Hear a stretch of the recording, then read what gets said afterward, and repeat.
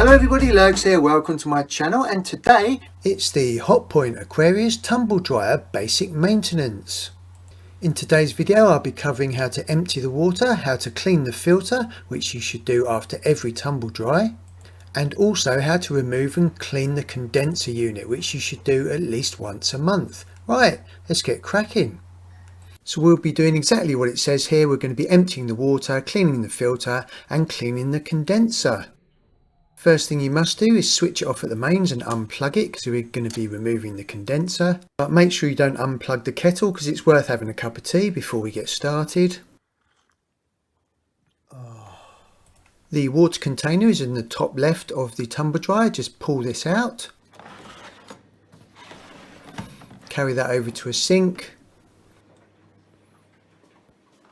And just empty that out. This one's actually not too bad. This can get really full. If it gets completely full, that will stop the tumble dryer from working. So just make sure that is completely empty. You've got a smaller hole in the corner there, just to get rid of every last drop. Now we can put that back in. It literally just slides in, nice and simple. Don't force it, should be very easy. Now let's check the filter.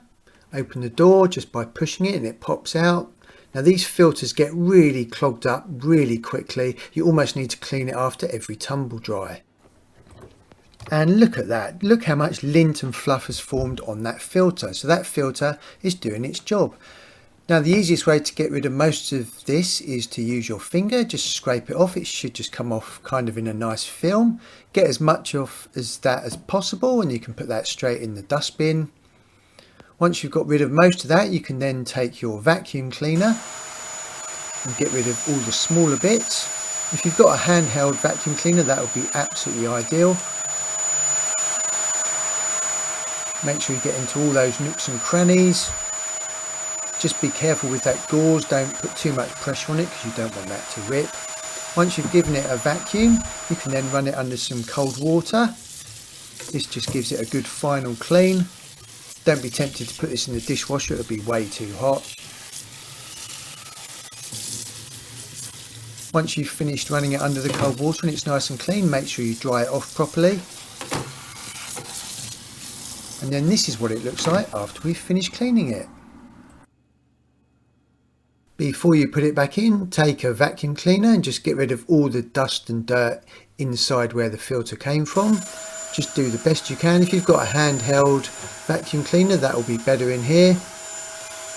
Just make sure that is nice and clean. Get rid of as much dust and fibres as possible. That's looking pretty good. Put the filter back in. The filter goes in nice and easy. Make sure it's the right way round. Now let's get access to the condenser. To do that, pull this flap out. That folds down. And the condenser is held in with these 3 clips. 1, 2, 3, and then it just slides out towards you. Be careful, you might get a little bit of water out of here. Make sure you've got a sponge ready or an old rag. Again, this is full of dirt and fibres and needs a really good clean. If we have a look at inside where the condenser comes from, we've got some dust and dirt in here, so you just need to give that a good clean with a cloth. If it's dry, you can try your vacuum cleaner in there. Just get that as good as possible. Spick and span. There's a link above now about how to defrost your freezer easily in under 15 minutes. Once you've got that nice and clean, it's ready to clean the condenser unit. Now this has got a big film of dust and fibres in here. It's really important to keep this nice and clean. So the first thing you need to do is get rid of as much of this as possible before we wash it out. Otherwise, if we wash it out, there's just going to be too much debris in here and it's going to go straight down the plug hole. Now access in here is pretty difficult, especially if you've got sausage fingers like me. So any tools you can get in here to scrape it out. If you turn it round, at the back here you've got more debris and fibres. Give this a good clean. Again, if you've got a small hand vacuum or wet and dry vac, that'll be perfect. Look how much dirt I've got out of here. Now this should be absolutely immaculate. It's a good idea to clean the condensing unit at least once a month, obviously depending on how much you use it. I've just got this old knife here that I've taken out the garage just to scrape some of the dirt and debris off. Now this is looking much better already. Once you've got it as good as you can get it, take it to your shower or your sink, ideally in a shower or your bath that's got a shower hose. Put your shower head on the highest spray setting and just run the water through there just to give that a nice good clean. Whilst I'm giving this a good clean, there's a link above now about how to keep your curtains super smooth on the curtain rails. If they're really sticky, that is a top tip. Keep the plug in for the time being just so you can remove any debris before it goes down the sink. Lurgs, I think you'll find this is a bath, not a sink.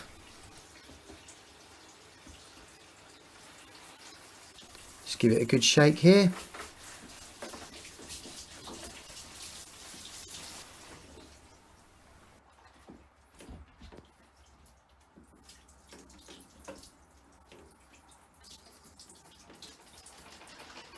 That is looking way better. Just leave that to dry for a little bit. If it's in the summer, it should dry nice and quickly. If not, just take a tea towel, just dry that off as much as you can. Look at that, that is a world of difference to when we took it out. Fabulous.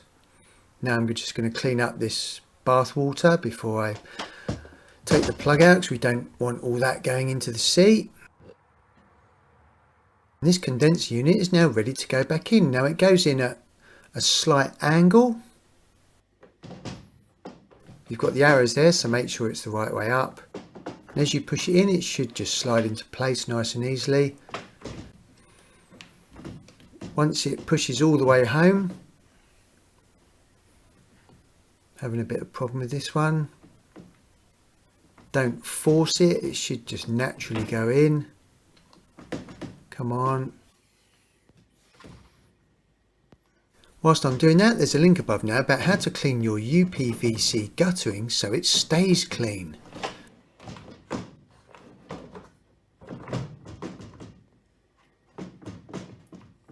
There we go.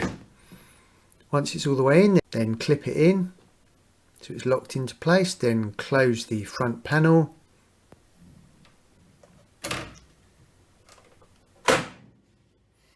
Then remember to plug the tumble dryer back in and switch it on.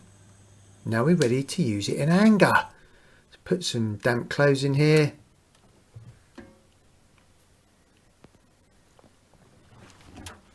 Then we can turn it on and start drying. No more error messages, no more flashing lights. Absolutely brilliant. Now you might still get the empty water, clean filter, clean condenser lights on for a little bit until it starts, and then the sensors kick in. And then it's working absolutely brilliant. Now I recommend you do basic maintenance at least once a month, depending on how much you use the tumble dryer, of course. Great stuff. Nice, dry, warm clothes.